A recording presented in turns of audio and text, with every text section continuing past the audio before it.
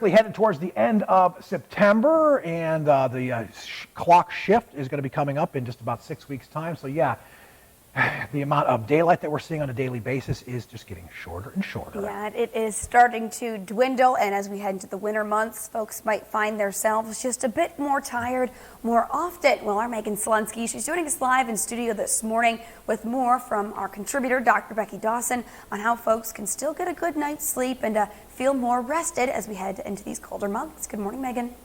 Mark, Brissa, good morning. And if you're one of those people that find your daily routine a little different now that there's less light, you're not alone. We have Dr. Dawson here this morning, and she's been telling us how important it is to get a good night's sleep, and that sleep has been impacted by the amount of light in our daylight. But Dr. Dawson, if this is happening, what can we do to combat that? It's all about routine and establishing both a bedtime routine and a morning routine. And there are resources and resources and resources about what could work. But I think what most people agree is that we need to put our phones down. So having no technology, half an hour before you go to sleep, and creating a morning routine that doesn't involve picking up your phone and scrolling through things first thing in the morning. You talked about routine. What are some things we can do before we go to sleep to get a better night's rest?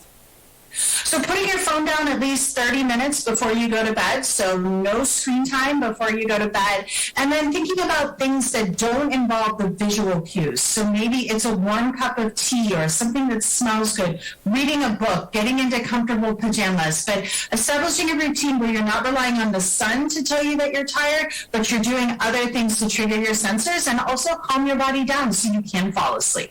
And for those of us that are in just a few weeks, we'll be waking up in the dark. Well, here at Erie News Now, we wake up all the time in the dark. How do we feel more awake during the day when we're in the dark more often?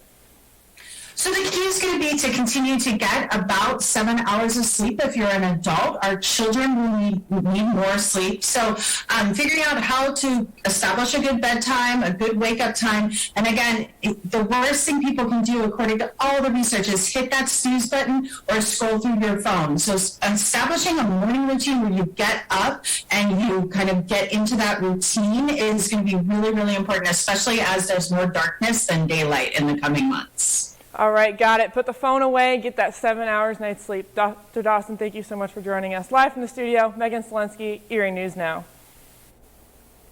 And Mark and I's tip, coffee, and more coffee. That's for waking up and getting more energy in the morning. But yeah, that part about getting to sleep, it might be a challenge for some folks to put that phone away, but sounds like some pretty good advice.